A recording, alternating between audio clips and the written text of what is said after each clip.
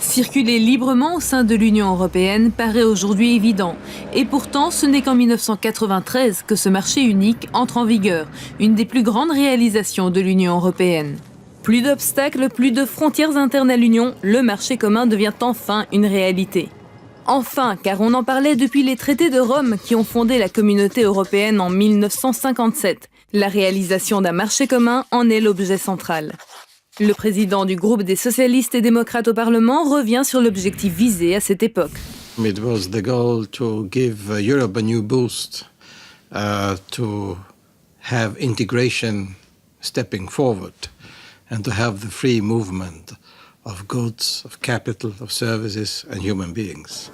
Of course, you cannot build a common Europe without having a common market.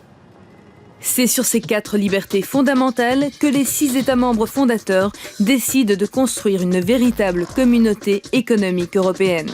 Première avancée notable, le 1er juillet 1968. Les droits de douane frappant les marchandises circulant entre les États membres sont totalement éliminés. Mais il faudra attendre 1985 pour que les dirigeants se décident à revenir sur la concrétisation de ce marché unique. Wilfried Martens était le Premier ministre belge à l'époque et participait aux discussions.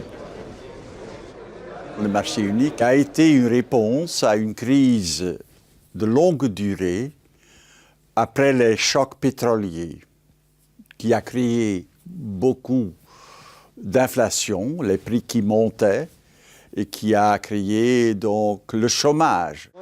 Une réponse commune est présentée en 1985 par la Commission européenne présidée par Jacques Delors.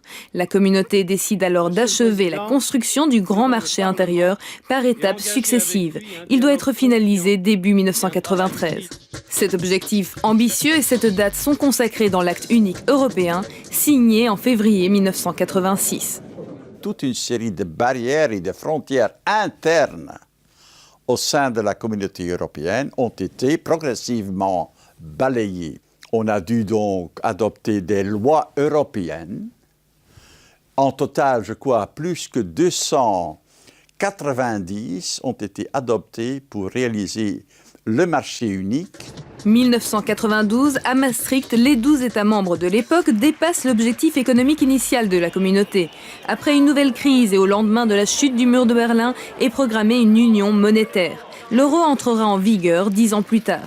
Pour contrer l'opposition de la Britannique Margaret Thatcher à ce projet, Wilfried Martens se rappelle de la proposition faite à Jacques Delors de mettre en place le système qu'on appelle aujourd'hui l'opting out. Donc, qu'il pouvait dire qu'il acceptait le principe, mais opting out, qui n'entrait pas dans le système. Il a dit, c'est possible. C'est d'ailleurs toujours le cas. Pour la Grande-Bretagne et pour le Danemark, le système d'opting out. Le 1er janvier 1993, les frontières entre les pays de l'Union européenne disparaissent physiquement. Le marché commun fait place au marché unique européen, créant plus de 2,5 millions d'emplois supplémentaires et surtout offrant un marché couvrant 1,5 milliard de consommateurs. Mais aujourd'hui, le marché n'est pas encore complètement achevé. The European Union enlarged, new member countries came in, and new competitive situations are there. We have new competitive situations with China and other countries outside Europe. Plus important, c'est de créer cette gouvernance économique et de créer cette union politique. À 20 ans, le marché unique cherche un second souffle. Reste à savoir si la volonté politique sera assez forte. Mais ça, c'est une autre histoire.